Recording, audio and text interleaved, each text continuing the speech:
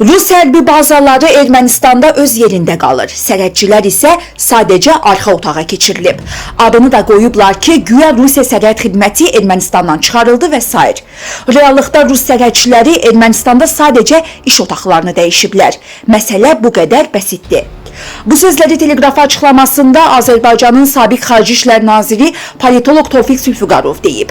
O bildirib ki, Ermənistanın kollektiv təhlükəsizlik müqaviləsi təşkilatından çıxması ilə bağlı səs-küy yaransa da, hələlik heç bir dəyişiklik yoxdur. Stat. Güya ermənilər kollektiv təhlükəsizlik müqaviləsi təşkilatına üzvlük haqqını ödəmirlər. Bunu təsdiq etmək çox çətindir. Bunun fonunda Ermənistan hələ də kollektiv təhlükəsizlik müqaviləsi təşkilatında qalır. Ona görə də hansısa razılaşma çərçivəsində Rusiya Paşinyana qərbyönümlü oyunlar oynamağa icazə verir.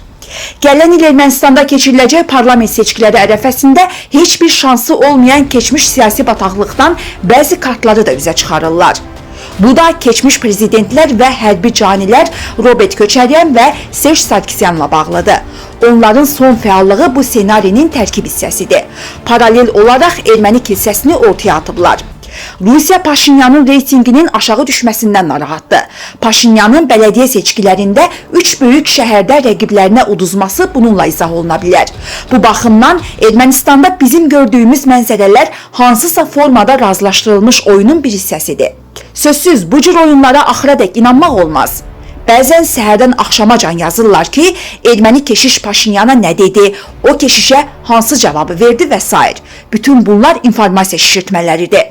Əslində Paşinyan müəyyən təzyiqlər nəticəsində sülhə tərəf addımlar atmağa məcbur olur. İndi sülhlə bağlı vaxtı uzatmaq üçün belə oyun qurublar. Güya erməni ictimaiyyəti prosesə hazır deyil və sülh sazişini bir qədər də təxirə salmaq lazımdır.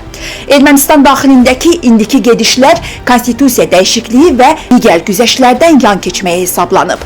Ona görə də biz ermənilərin köhnə oyunlarına inanmamalıyıq.